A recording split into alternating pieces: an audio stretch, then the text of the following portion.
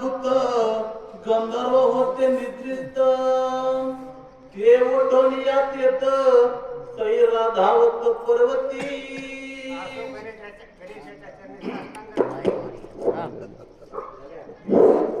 असो गणेशाच्या चरणी साष्टांग नमन करून हनुमानरायाच्या चरणी पुन्हा सर्व प्रणाम करू आणि साधू संत भक्तजन माता माऊली सर्वांच्या चरणाशी नतमस्तक होतो आणि कथेला सुरुवात करतो. काय झाले या ठिकाणी काळनिमीच्या अंगावर हनुमंताने उड्डाण मारले.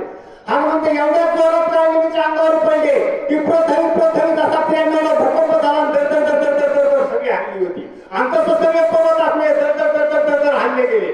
सर्व असणारा त्या काळनिमीचा चक्का चूर झाला. त्यांचं प्रेमाची पर्वत आहे आणि त्या पर्वताला राखण्यासाठी गंधर्व होते. त्या ठिकाणी गंधर्वाचा भरपूर मेळा होता आणि त्या अचानक जागा झाला. भूकंप झाला म्हणजे उठा पळा आवाज कसा आला नेमकं काय घडलं या ठिकाणी आणि कुठला आवाज आला. सायरावाला पळू लागले. पुढे काय घडलं त्याने का उठला दुर्धर झाले सत्वर घेऊन आशस्त्रास्त्र पर्वतेंद्र शोधिती माझ्या आपल्याला गंधर्वाचं काम होतं पर्वताचं राखण करायचं का तर पर्वताच्या ठिकाणी बऱ्याच असणाऱ्या औषधी होत्या.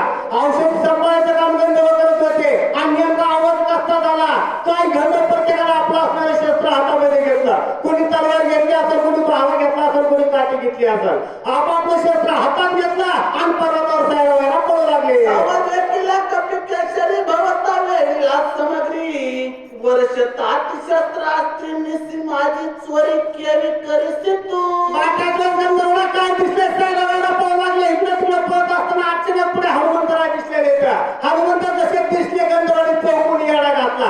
आपापल्या हातामधले शस्त्र हनुमंतावर फेकायला सुरुवात केली. आणि कोणी म्हणजे हे रात्रीच्या वेळेस आलाय. रात्रीच्या वेळेस काय साधू संत येणार आहे का या ठिकाणी. रात्री आला म्हणजे चोर म्हणले आणि रात्रीमध्ये चोरी करतोय. धरा याला लवकर. गंधर्वाने कालवा केला.